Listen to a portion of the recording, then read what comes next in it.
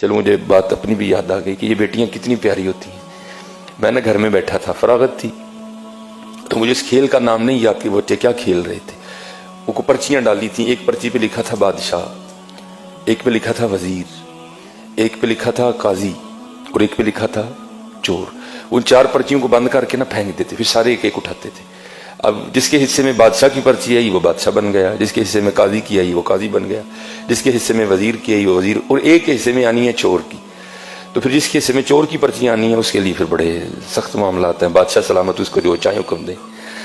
اور جو میرا بڑا بیٹا ہے اس نے کیا کیا ہوا ہے، اس نے پرچی کو نا تھوڑا سا پھاڑ دیا ہے بادشاہ والی کو، تو بیٹیوں کو نہیں پتا چل رہا کہ بڑا بھائی ہمارے ساتھ کیا کر رہا ہے، تو وہ بار بار بادشاہ بن رہا ہے۔ وہ بیچاری کبھی کوئی چور بن رہی ہے، کبھی وہ کسی کو کہہ رہا ہے میری جوتی پالش کرو، کسی کو کہہ رہا ہے۔ میں بیٹھا دیکھ رہا ہوں سارا، میں نے کہا یار ایک ہی کرنا ہے۔ میں نے کہا جی مجھے بھی کھلاؤ، ایک کو ڈراپ کر دیا، تو پھر وہی والا کام میں نے کیا۔ میں نے پرچی تو نہیں پھاڑی، لیکن میں نے بادشاہ والی پرچی پہ نا پین سے نشان لگا دیا۔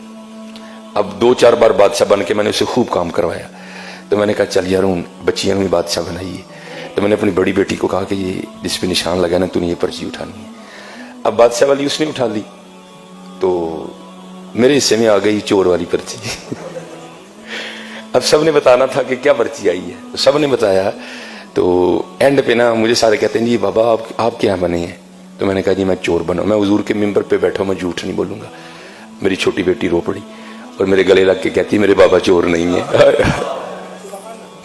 میرے گلے لگ کے رو پڑی، خدا میں ممبر پہ بیٹھا ہوں حضور کے، میں جھوٹ نہیں بول رہا ہوں۔